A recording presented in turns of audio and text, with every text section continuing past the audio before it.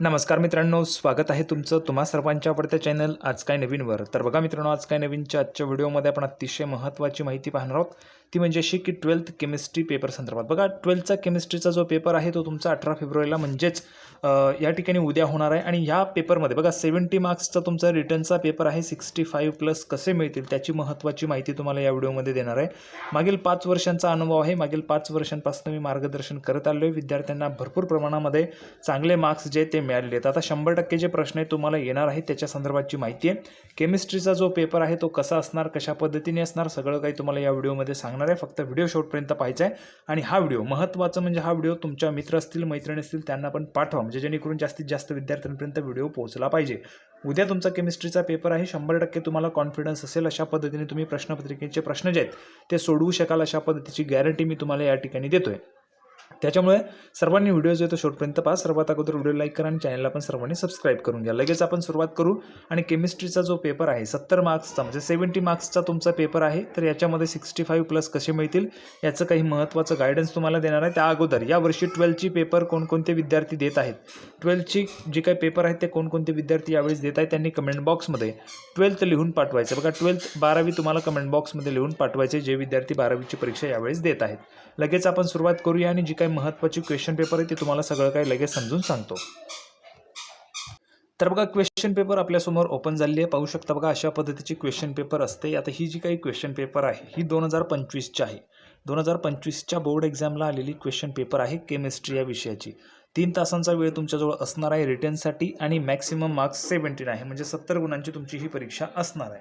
आता याच्यामध्ये बघा 70 गुणांची जी परीक्षा होणार आहे याच्यामध्ये काय काय सोपं आहे ते तुम्हाला सगळं काही लगेच सांगतो, म्हणजे जेणेकरून तुम्हाला पैकीच्या पैकी मार्क्स मिळवता येणार आहेत. जर आपण पाहिलं तर सेक्शन ए जो असतो तो क्वेश्चन नंबर 1 पासून क्वेश्चन नंबर 1चा हा सेक्शन 1 असतो. त्याच्यामध्ये MCQ तुम्हाला विचारले जातात. 10 MCQज असतात. 10 MCQज असतात आणि प्रत्येक MCQला एक मार्क्स तुम्हाला असतो. आता बघा अशा पद्धतीने एकूण तुम्हाला सेक्शन 4 आहेत, म्हणजे सेक्शन डी पर्यंत आपण जात असतो. तुम्हाला काही डेटा पण दिलेला असतो. तुम्हाला जर कॅल्क्युलेशन करायचे असेल त्या हिशोबाने सेक्शन ए मध्ये जर आपण गेलो तर बघा 10 मार्क्ससाठी MCQ तुम्हाला असणार आहेत क्वेश्चन नंबर 1 मध्ये. सगळ्यात अगोदर जर आपण पाहिलं तर बघा MCQ तुम्हाला विचारलेले आहेत. ओके, तुम्ही जर अभ्यास केला असेल व्यवस्थितरित्या, जर तुम्ही त्या ठिकाणी अभ्यास तुमचा झालेला असेल तर तुम्ही नक्कीच यामध्ये पैकीच्या पैकी गुण घेऊ शकतात. MCQज आहेत. MCQज लिहिण्यासाठी जास्तीत जास्त 10 किंवा 15 मिनिट तुमच्यासाठी लागत असतात. 10 किंवा 15 मिनिटांचा वेळ तुम्हाला त्या ठिकाणी पुरेसा आहे. आणि MCQज लिहित असताना पूर्ण लिहा. बहुतेक विद्यार्थी डायरेक्ट आन्सर लिहित असतात. त्यामुळे अशा प्रकार केल्यामुळे काय होतं, एखाद्या वेळेस जे काही पेपर चेकर असतात ते तुम्हाला हाफ मार्क्स देऊ शकतात. त्यामुळे काय करायचं आहे की तुमचे जे काही उत्तर आहे ते तुम्हाला पूर्ण लिहायचे आहेत. फॉर एक्झाम्पल आपण जर पाहिलं बघा या ठिकाणी MCQज आहे. 3ऱ्या नंबरचं ozone layer is depleted by. आता ओझोन लेअर जे आहे ते डिप्लेटेड कशाने होत असतं ते तुम्हाला विचारलेलं आहे. याच्यामध्ये आपण जर पाहिलं तर 4 ऑप्शन्स आहेत. 4 ऑप्शन्सपैकी जे काही बरोबर उत्तर आहे ते तुम्हाला सोडवायचं होतं.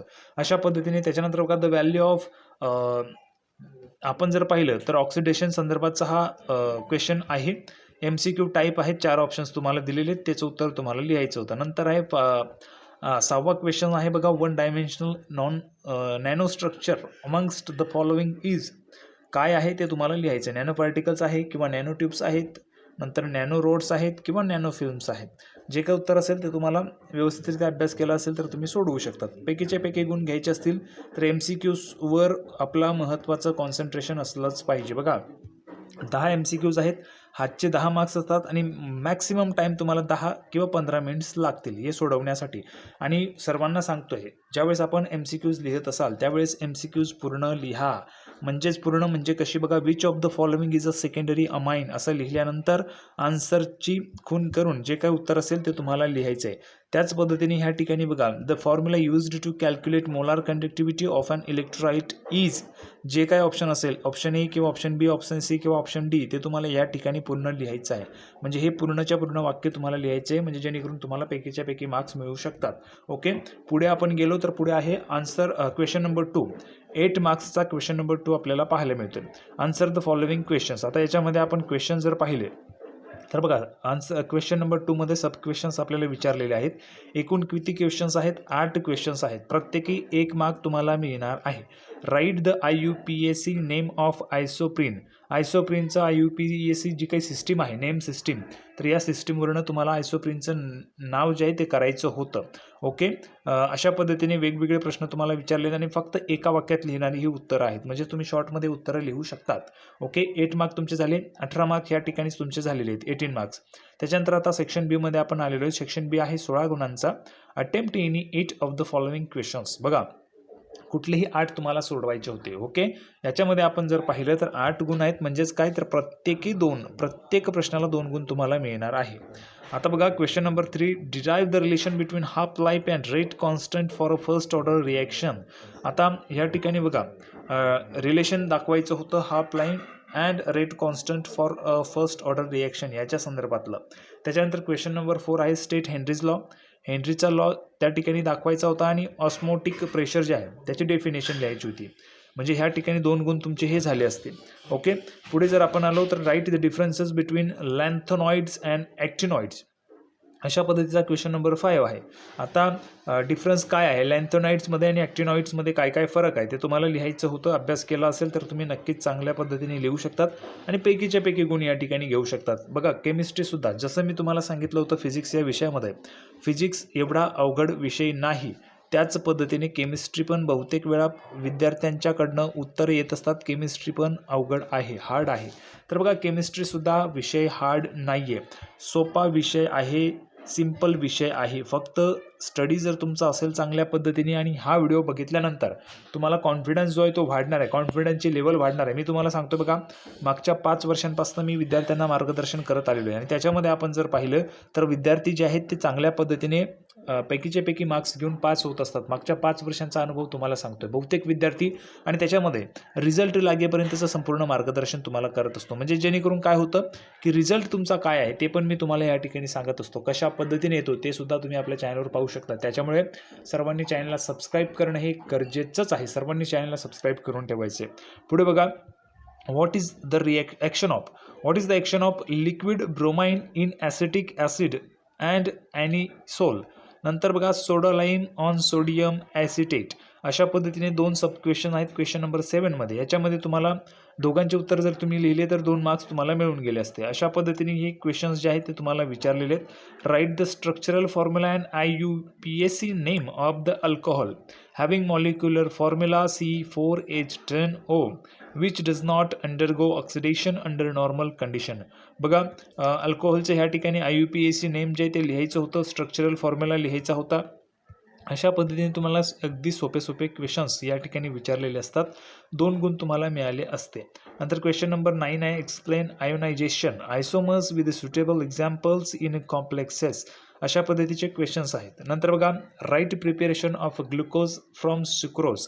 हे प्रश्न एवढे सोपे आहेत, आपल्याला सर्वांना माहिती आहे ग्लुकोज सुक्रोज काय असतं. जर तुम्ही अभ्यास केला असेल, फक्त केमिस्ट्रीमध्ये वेगळ्या त्या ठिकाणी पद्धतीने ते मांडलेलं असतं. जर तुम्ही चांगला अभ्यास केला तर नक्कीच तुम्ही ते सोडवू शकता. पुढे बघा अशा पद्धतीने हे क्वेश्चन्स तुम्हाला होते. नंतर पुढे आपण जाऊया सेक्शन सी मध्ये. सेक्शन नंबर सी आहे तुमचा 24 मार्क्सचा. 24 मार्क्स तुम्हाला मिळणार आहे सेक्शन नंबर सी तुम्ही सोडवला तर. म्हणजेच काय होणार आहे, यामध्ये तुम्हाला प्रत्येकी 1 प्रश्न सोडवायचा आहे. ओके, प्रत्येकी 8 प्रश्न तुम्हाला या ठिकाणी सोडवायचे आहेत आणि प्रत्येक प्रश्नाला 3 गुण तुम्हाला मिळणार आहेत. म्हणजेच 8 3 24. ओके, 8 × 3 = 24. 8 3 24. तर अशा पद्धतीने तुम्हाला प्रत्येक प्रश्नाला 3 गुण मिळणार आहे. त्यामुळेच आपल्याला मार्किंग जी काही स्कीम आहे त्याच्यावरूनच कळलं असेल की क्वेश्चन पेपर जे आहेत किंवा आन्सर जे आपण लिहिणार आहोत ती थोडी मोठी असणार आहे. आन्सर जे आपण लिहिणार आहोत ते थोडं लंबा आपल्याला लिहावं लागेल, थोडं मोठं आपल्याला लिहावं लागणार आहे. बघा question number 15 write the general electronic configuration of 3D series. Draw the structures of sulphuric acid and thiosulphuric acid. अशा पद्धतीने हे प्रश्न होते. आता ह्या प्रश्नाचं उत्तर जर तुम्ही चांगला अभ्यास केला तर नक्की सोडवू शकतात. एवढे सोपे प्रश्न तुम्हाला विचारलेले असतात. बघा what is atom economy, explain any 2 applications of nano materials. आता ॲटॉम इकॉनॉमी काय ते तुम्हाला लिहायचं होतं. त्याच्यानंतर any 2 applications of nano materials, nano मटेरियलचे 2 ॲप्लिकेशन्स लिहायचे होते. एवढा सोपा प्रश्न होता, 3 गुण तुम्हाला मिळाले असते. त्याच्यानंतर पुढे पाहू शकता बघा क्वेश्चन नंबर 18 आहे what is peptide bond, how is it form, write the name and formula of the reagent use to convert alkyl halide to nitroalkane. अशा पद्धतीने हे प्रश्न तुम्हाला विचारलेले असतात. या प्रश्नांची उत्तरं जर तुम्ही अभ्यास केला चांगला तर नक्कीच सोडवू शकतात. अजूनही तुमच्याजवळ वेळ आहे, चांगल्या पद्धतीने अभ्यास करा, तुम्हाला पैकीच्या पैकी मार्क्स मिळतील. सुरुवातीला सांगतोय ही प्रश्नपत्रिका आहे 2025ची. पुन्हा एकदा सांगतोय ही प्रश्नपत्रिका 2025ची आहे. 2025ची क्वेश्चन पेपर मी तुम्हाला सांगितलेली आहे. 2026ची क्वेश्चन पेपरचा पॅटर्न जो आहे तो सेमच असणार आहे. क्वेश्चन पेपर पॅटर्न हा सेमच असणार आहे, फक्त तुम्हाला क्वेश्चन जे आहेत ते वेगळे असणार आहेत. त्याच्यामुळे तुम्ही चांगल्या पद्धतीने अभ्यास केला तर नक्कीच पैकीच्या पैकी गुण तुम्ही मिळवू शकणार आहात. ओके, आता बघा ह्या ठिकाणी क्वेश्चन नंबर 12 तुम्हाला विचारलेला आहे. Write the formula to calculate EAN. हा जो काही फॉर्म्युला तो लिहायचा होता. नंतर explain formation of CONH3 complex ion with respect to type of hybridisation magnetic property. ह्या प्रश्नाला तुम्हाला सोडवायचं होतं. त्याच्यानंतर बघा कॅल्क्युलेशन आलेलं आहे तुम्हाला क्वेश्चन नंबर 21मध्ये. Calculate spin only magnetic moment of M2 plus ion. नंतर atomic number of M is equal to 26. तुम्हाला ॲटॉमिक नंबर पण दिलेला आहे. त्याच्यानुसार तुम्हाला जे काही कॅल्क्युलेशन आहे ते करायचं होतं. ओके, पुढे जाऊया. पुढचं बघा क्वेश्चन नंबर 22 आहे. एवढे सोपे सोपे प्रश्न आहेत, तुम्ही जर चांगला अभ्यास केला असेल तर नक्कीच सोडवू शकाल. ओके, क्वेश्चन नंबर 23 आहे. Explain Cannizzaro reaction with the help of benzaldehyde. याच्यावरनं तुम्हाला Cannizzaro रिएक्शन जे ते एक्सप्लेन करायची होती.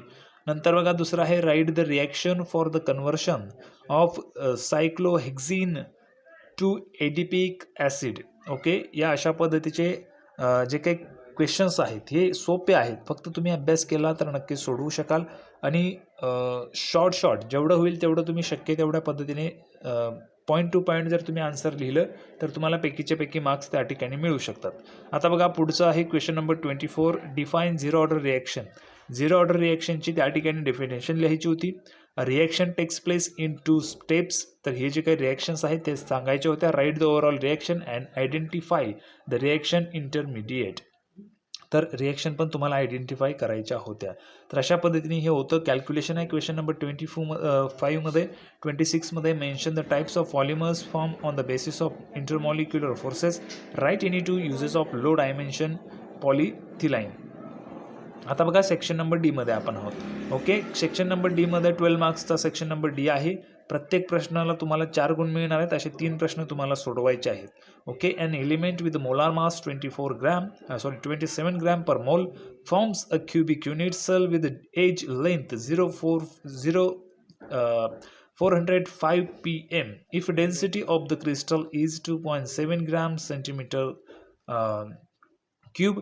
Identify the type of unit cell. आता बघा अशा पद्धतीने हे विचारलेलं आहे. 2 क्वेश्चन्स आहेत आणि याच्यामध्ये नक्कीच आपल्याला 4 गुण जर असणार आहेत तर तुम्हाला थोडं लॉंग आन्सर लिहावंच लागणार आहे. नंतर पुढे आपण जाऊया बघा. State whether entropy change is positive और negative in the following examples.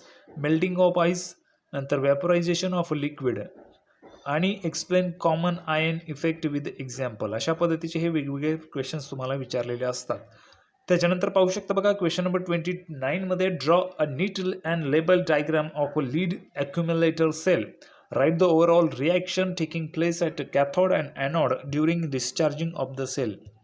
आता आपल्याला सर्वांना माहिती आहे अशा पद्धतीची ती काहीतरी जी डायग्राम आहे ते आपल्याला पाहायला मिळते. ओके, कॅथोड ॲनोड जे ते आपल्याला सांगायचं होतं. अशा पद्धतीने तुम्ही अभ्यास केला असेल तर तुम्हाला ते येणार आहे. नंतर बघा क्वेश्चन नंबर 13मध्ये. Define a unit cell. Unit सेलची definition. Which colour is shown by NaCl crystal due to formation of F centre. Why does fluorine show anomalous behavior in 17 group elements. अशा पद्धतीचे हे क्वेश्चन्स पेपर होते आणि question number 31 हा तुमचा last असणार आहे. शेवटच्या सेक्शनमध्ये तुम्हाला जास्त मार्क्स मिळतील, म्हणजेच प्रत्येक प्रश्नाला तुम्हाला 4 गुण असणार आहे आणि हाच पॅटर्न 2026मध्ये सुद्धा लागू असणार आहे. म्हणजे ही जी काही क्वेश्चन पेपर मी तुम्हाला आता सांगितली ही 2025ची क्वेश्चन पेपर होती, पण 2026ला देखील अशीच क्वेश्चन पेपर तुम्हाला येणार आहे. पॅटर्न सेम असणार आहे, मार्किंग स्कीम सेम असणार आहे, फक्त क्वेश्चन तुमचे चेंज असणार आहे. आणि क्वेश्चनचं जे वेटेज असतं ते वेटेज तुम्हाला अगोदरच दिलेलं असतं. बघा, जे काही तुमचे टेक्स्टबुक असतील त्या टेक्स्टबुकमध्ये तुम्हाला वेटेज दिलेलं असेल, म्हणजे या चॅप्टरवर 4 मार्क्स किंवा 8 मार्क्सचं विचारलं जाईल, मॅक्सिमम पण तुम्हाला दिलं असतं. ऑप्शनलमध्ये 10 मार्क्सचं जास्तीत जास्त विचारलं जाऊ शकतं किंवा मग 8 मार्क्सचं तर विचारलं जाईल, अशा पद्धतीने तुम्हाला दिलेलं असतं. त्या वेटेजच्या हिशोबाने तुम्ही अभ्यास केलेला असेल अशी अपेक्षा करतो. आणि चांगली क्वेश्चन पेपर आहे, केमिस्ट्रीसुद्धा अवघड विषय नाही आहे, त्याच्यामुळे तुम्हाला क्वेश्चन पेपर पण मी दाखवली आहे. यावरनं तुम्हाला कॉन्फिडन्स जो आहे तो तुमचा बिल्ड करायचा आहे. क्वेश्चन पेपर बघून घ्यायचे, हा व्हिडिओ तुम्हाला बघून घ्यायचा आहे आणि चांगल्या पद्धतीने तुम्हाला तुमचे जे काही उद्या होणारा जो काही पेपर आहे तो तुम्ही चांगल्या पद्धतीने सोडवाल अशी अपेक्षा करतो.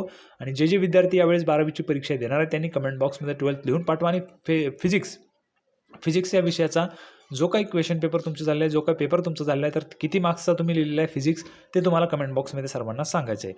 त्यात महत्त्वाचं म्हणजे 10वीची परीक्षा यावेळेस कोणकोणते विद्यार्थी देणार आहेत, किती विद्यार्थी देणार आहेत, त्यांनी कमेंट बॉक्समध्ये 10वी लिहून पाठवायचं आहे.